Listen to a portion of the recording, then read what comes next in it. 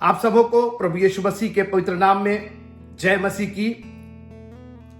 निर्गमन की पुस्तक का हम अध्ययन कर रहे हैं, पुराने नियम की पुस्तक का अध्ययन कर रहे हैं और हमने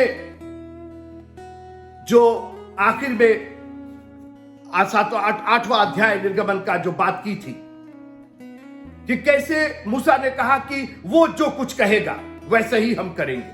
हमको बलिदान करना है, हमको उसकी उपासना करनी है और जैसा वो कहेगा, और यही हमारी दिली तमन्ना होनी चाहिए। प्रभु जैसा तू कहेगा, हमारी अपनी कोई मर्जी नहीं। यहां तक यीशु मसीह ने सिखाया, बोला हे पिता ये कटोरा उठा ले, लेकिन मेरी नहीं तेरी मर्जी पूरी हो। दुआ करना सिखाया, जैसे तेरी मर्जी आसमान में पूरी होती है। उसकी वजह है मित्रों, क्योंकि उसकी मर्जी हमारी मर्जी से बेहतर होगी ना। हम लोग की प्रॉब्लम यह है कि हम लोग अपनी मर्जी को सबसे बेहतर जानते हैं। नहीं, उसकी मर्जी हम लोग की मर्जी से कहीं बेहतर होगी। इसलिए दुआ कीजिए और मांगिए, प्रभु मेरी मर्जी नहीं पूरी हो तो अच्छी है, इसलिए दुआ कीजिए कि उसकी मर्जी पूरी हो। तो मूसा ने यही कहा कि वो जो चाहेगा, जैसा वो कहेगा वैसे ही हम करेंगे। और मैं चाहता हूं कि निर्गमन की या ओल्ड टेस्टमेंट की जब आप पुस्तक का अध्ययन जो हम लोग कर रहे हैं, हम लाइन बाय लाइन नहीं देख रहे हैं, लेकिन हम अपनी आशीष उसमें से निकाल रहे हैं। मेरे लिए क्या आशीष है, क्योंकि ये वचन कभी पुराना होने वाला वचन नहीं है। घास तो सूख जाती, फूल मुरझा जाते, लेकिन तेरा वचन नहीं मुरझाएगा प्रभु। तेरा वचन सदैव के लिए है। और इसीलिए जब हम ये कहते हैं कि यीशु मसीह कल आज और युगानुयुग एक सा है, उसका क्या मतलब हुआ? वचन ही तो यीशु मसीह हुआ, वचन देहधारी हुआ।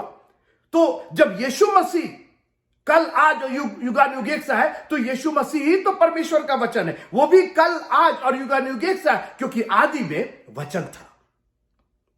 और इसलिए इस वचन में अपने लिए निकाल लीजिए कि आपकी क्या आशीष है। व्हाट डू यू, उसने कहा सिर्फ दामन छुएंगे, हमको दामन वाला हिस्सा दे दीजिए। आज हमको पूरा बागा चाहिए, पूरे पोशाक चाहिए, हमको पगड़ी भी चाहिए और टोपी भी चाहिए और कोट भी चाहिए और पैंट भी चाहिए और सब। उसने कहा प्रभु जी अपने दामन का एक छोर दे दीजिएगा हमको, उतना ही मेरे लिए काफी है। मेरे 12 साल की प्रॉब्लम जो जिंदगी भर की कमाई में नहीं हो पाया, वो एक छोर में, उसके दामन के एक छोर में, one touch of his garment, और वो भी उसने पकड़ा नहीं, उसके दामन को सिर्फ छू लिया। और दुआ कीजिए कि आज वचन का कोई एक कोना आपको छू ले, आपकी जिंदगी को ऐसा छू ले कि आपके जिंदगी के जो मसलाहत हैं, जो बवाल है आपकी जिंदगी के, जो दुनिया की चिंताएं हैं, वो एक झटके में दूर हो जाएंगे अगर उसने आपको अपने दामन को छूने दिया। तैयार हैं आप छूने के लिए? आप कह सकते हैं मेरी नहीं, लेकिन तेरी मर्जी पूरी हो। Thank you Jesus. आज हम एक और विषय पर बात करेंगे, लेकिन मैं शुरुआत करना चाहता हूं यूहन्ना की इंजील, क्योंकि अक्सर हम सोचते हैं ना कि ओल्ड टेस्टमेंट का न्यू टेस्टमेंट से कोई मतलब नहीं है। कभी ऐसा मत सोचिएगा। ओल्ड टेस्टमेंट वो बेस है, वो नेव है जिस पर न्यू टेस्टमेंट धरा गया।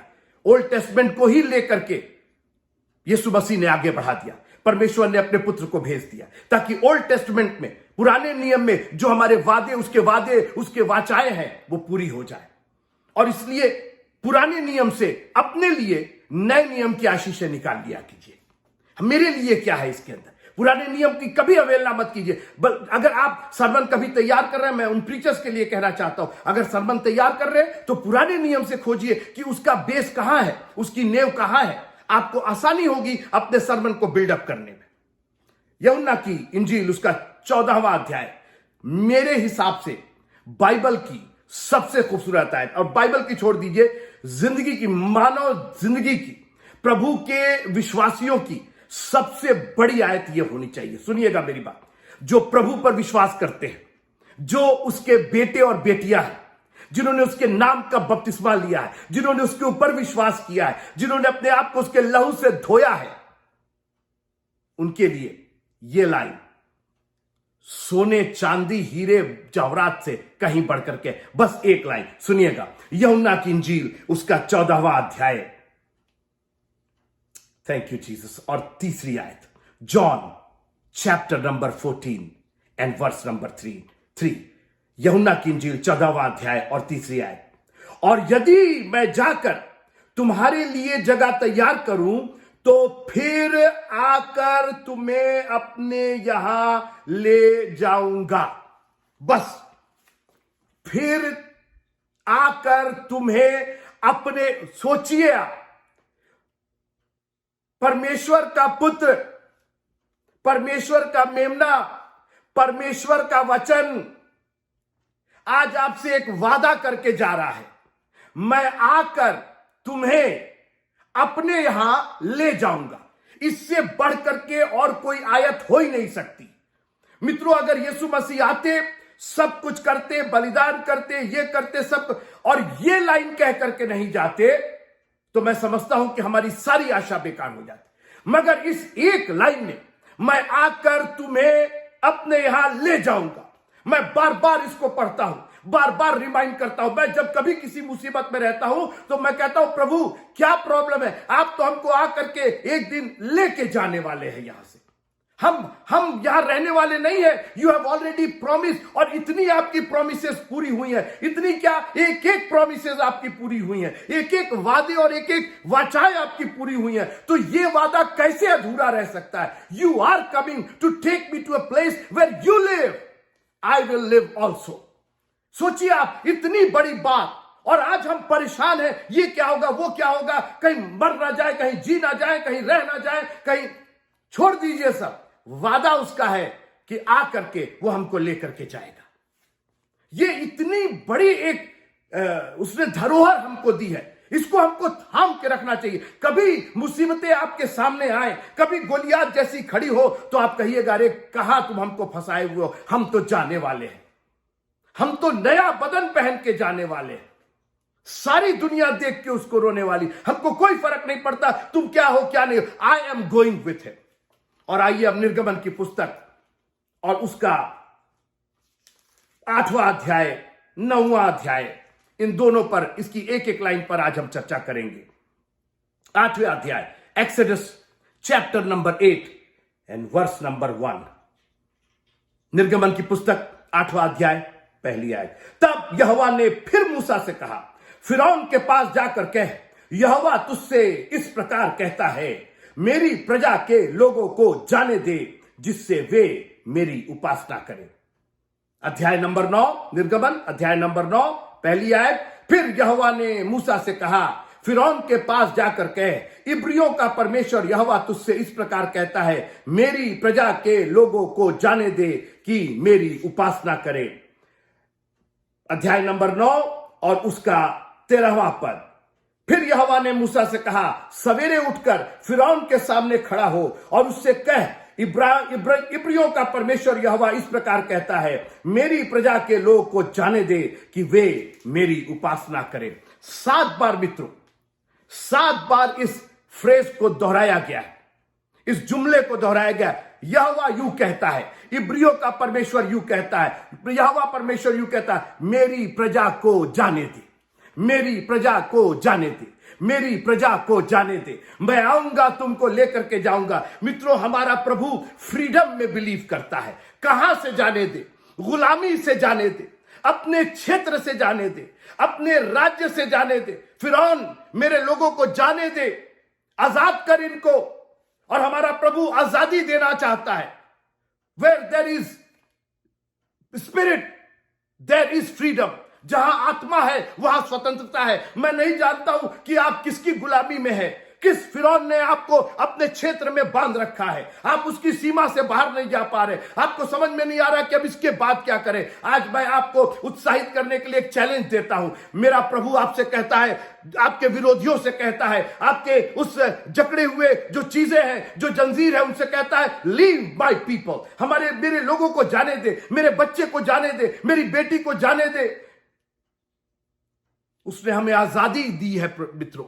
वो इस दुनिया में आया, हमारे पाप की गुलामी से हमको आजादी दी। पहले तो आप मालूम कीजिए कि आपको जाना है, आप किसी के चंगुल में हैं, किसी ने आप पर प्रभुता कर रखी है, आपके घमंड ने प्रभुता कर रखी है,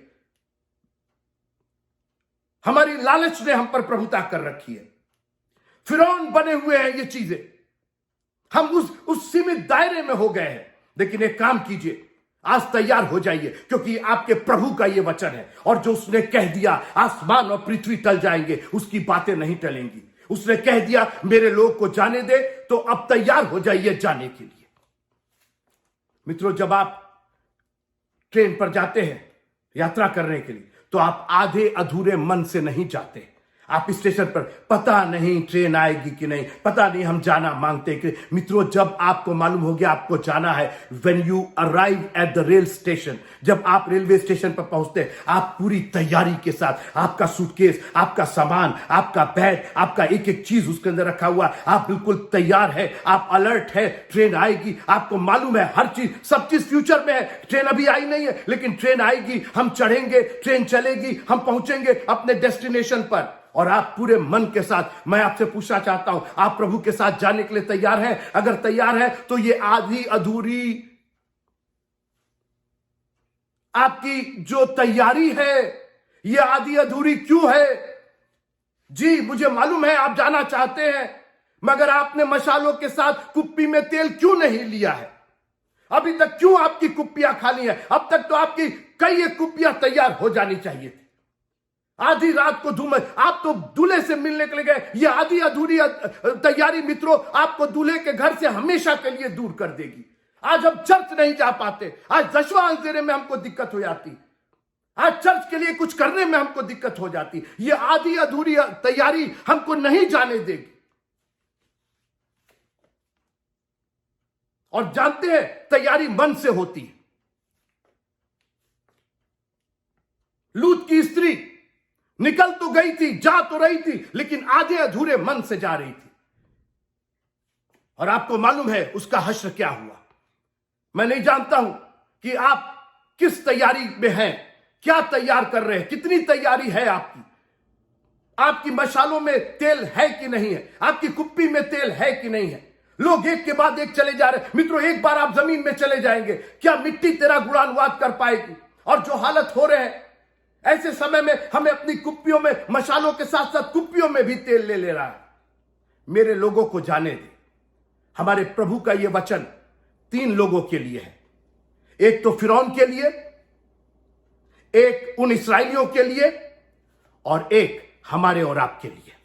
फिर से सुनिएगा, एक वचन 3 लोगों के लिए। पहले तो फिरौन के लिए, हमारे लोगों को जाने दे, और इस्राएलियों के लिए, उनको भी जानना है कि अब जाने का वक्त आ गया है। अब वाचा और वायदे पूरे होने का समय आ गया। हां, 430 साल तक हम गुलाम थे, 430 साल तक हमने बहुत झेला है, मगर this is the time that we need to leave. अब ये टाइम आ गया कि हम छोड़ दें। और मैं नहीं जानता हूं कि मैं किसको प्रचार कर रहा हूं, मैं किसकी बात कर रहा हूं, लेकिन आप में से बहुत से लोग अभी बंधे हुए हैं। आप ये सोच रहे हैं अरे अभी कुछ दिन और रह गए। नहीं मित्रों, 400 साल अगर उसने कहा है, अगर इसराइलियों के लिए कहा कि 400 साल के बाद उनको मैं आजाद करूंगा, मैं उनको कनान देश ले जाऊंगा, तो 400 साल ही होंगे, 500 नहीं होंगे, 4.5 नहीं होंगे, 4.25 नहीं होगा। और अगर खुदाबंद आज आपको निकालना चाहता है, तो आप क्यों बंधे बैठे हुए? आप क्यों जाने के लिए तैयार नहीं है? अपनी कमर कस लीजिए, सारे हथियार बांध लीजिए, ताकि आप इस यात्रा में निकल सके। मेरे लोगों को जाने दी। मैं बचपन से इस पर सुनता था, व्याख्यान सुनता था, और बहुत से बड़े बड़े प्रीचर सुनता था, और वो इसी लाइन पर अटक जाते थे, मेरे लोगों को जाने दे, मेरे लोगों को जाने दे। और मैं सोचता था कि हां, ऐसे ही तो लिखा हुआ है, मेरे लोगों को जाने दे। मैं उस पर गाने सुनता था, मैं उस पर आर्टिकल पढ़ता था, मेरे लोगों को जाने दे। लेकिन बाद में समझ में आया कि यह तो अधूरा वाक्य है। मेरे लोगों को सिर्फ जाने ना दे, मेरे लोगों को जाने दे कि वे मेरी उपासना करें। मित्रों, हम सब स्वर्ग में जाना चाहते हैं, मगर उपासना कोई नहीं करना चाहता। आप स्वर्ग में जानते हैं क्या करें? मैं आऊंगा, सब चाहते। कहां जाना चाहते हो? आप पूछिए किसी से, गलीच से गलीच कोई होगा, पापी से पापी कोई होगा, वो भी स्वर्ग जाना चाहता। काहे के लिए जाना चाहते हो? वहां पे क्या करोगे? वहां जाके जी उपासना कर। यहां तो उपासना हो नहीं पा रही। एक पर्पस के लिए वो आपको ले जाना चाहता है। मित्रों, आज के बाद से अगर स्वर्ग का ख्याल कीजिएगा, तो उपासना का भी ख्याल कीजिएगा, उसकी स्तुति, बड़ाई और प्रशंसा का भी ख्याल कीजिएगा। क्योंकि वो स्वर्ग आपको खाली पीने के लिए नहीं ले जा रहा है, आपको सिर्फ वहां मछली मारने के लिए नहीं ले जा रहा। वो आपसे अपनी प्रशंसा करवाएगा, और 24 घंटे उसकी प्रशंसा। स्वर्गदूत आपसे पहले, स्वर्गदूत उसकी प्रशंसा कर रहे हैं। हमको और आपको वो लेजर टाइम के लिए नहीं ले जा रहा, वो अपनी प्रशंसा कराएगा, वो हमारे बीच में होगा, हम उसकी प्रजा होंगे, हम उसको धन्य और धन्य और पवित्र और पवित्र और पवित्र कहेंगे। यहां हम कर नहीं पाते, वहां हम क्या करेंगे? ये एक संदेश था। पहला संदेश फिरौन के लिए, दूसरा संदेश इस्राएलियों के लिए, और तीसरा संदेश मेरे और आपके लिए, मेरी प्रजा के लोगों को जाने दे कि वे मेरी उपासना करें। आज प्रभु आपको निकालना चाहता, मगर पहले आपको यह वादा करना पड़ेगा कि वो जो चाहता है वो आप करेंगे। अगर वो अपने हिसाब से ले जा रहा है, अपने यहां ले जा रहा है, तो फिर जैसा वो चाहेगा वैसे ही आपको करना पड़ेगा। और जानते हैं वो क्या चाहता है? कि आप उसकी उपासना करें। और मैं आपसे निवेदन करना चाहता हूं, इस उपासना को, इस स्तुति प्रशंसा, इस बलिदान को, प्रभु की स्तुति और बड़ाई प्रशंसा करने को, उसकी सेवा करने को हल्की बात मत जानिएगा। क्योंकि वो अगर आपको निकालेगा, अगर आपको गुलामी से निकाल, आज कर्जे से छूट जाए, आज बीमारी से छूट जाए, काहे के लिए? What for? क्यों आप प्रभु की दुहाई दे रहे? केवल बीमारी से छूट जाए कि फिर हम अपने पाप में लिप्त हो जाए? तो फायदा क्या? तुम ऐसी बीमारी में पड़े रहो। वो आपको एक पर्पस के लिए आजाद करेगा। उसने कहा कि मेरे लोगों को जाने दे, और ये बोल दिया खाली पीली के लिए नहीं कि ये चले जाएंगे, छूट जाएंगे तुम्हारी, फिर जाके अपनी नौकरी ढूंढेंगे। नहीं, ये मेरी उपासना करेंगे। फ्यूचर बता दिया कि ये कहां जा रहे हैं, ऑलरेडी सिक्योर कर दिया कि उपासना करने जा रहे हैं। I am already there, I am waiting for my people to come and worship me. आज खुदावन वेट कर रहा है। हमको तो सिर्फ संडे दिखाई देता है वर्शिप। क्यों मंडे को वर्शिप नहीं कर सकते? क्यों ट्यूसडे को वर्शिप नहीं कर सकते? He is waiting. अरे आराधनालय में जाएंगे, ये तो जंगल में जा रहे थे उपासना करने। मित्रों, मैं आपसे निवेदन करना चाहता हूं, आपकी जिंदगी कितनी भी जंगल भरी हो, उपासना करना मत छोड़िएगा, वर्शिप करना मत छोड़िएगा। Let every day be a Sunday for you. हर दिन आपके लिए रविवार हो जाए, हर दिन एक उपासना का दिन हो जाए, उसकी स्तुति प्रशंसा और उसकी महिमा करने का दिन हो जाए। मित्रों, मेरे लोगों को जाने दे कि वे मेरी उपासना करें। आज प्रभु आपसे पूछना चाहता है, हम तुमको जाने तो देंगे, हम छुड़ा तो देंगे, वो कोई बड़ी बात नहीं है। उसने आगे कहा फिरौन से, फिरौन मैं तो तेरा कब से सत्यानाश कर देता, लेकिन मैंने तेरे को रखा है कि तू मेरी सामर्थ को देखे। मैंने रखा है कि इस्राएली मेरी सामर्थ को देखे, उनको आसानी होगी मेरी उपासना करने में। क्योंकि अभी तक तो वो तेरी उपासना करते रहे, अभी तक तो वो तेरी गुलामी में रहे, लेकिन अब वो मेरी उपासना करेंगे। आप तैयार हैं उसकी उपासना करने? अपनी गुलामी को छोड़िए। अभी तक मैं नहीं जानता हूं कि किसकी आपने उपासना की। अपनी नौकरी की उपासना की, अपने व्यापार की उपासना की, अपने परिवार की उपासना की, अपने रिश्तेदारों की उपासना की, पता नहीं किसकी उपासना की। अब तो वो ले जाना चाहता है अपनी उपासना कराने के लिए।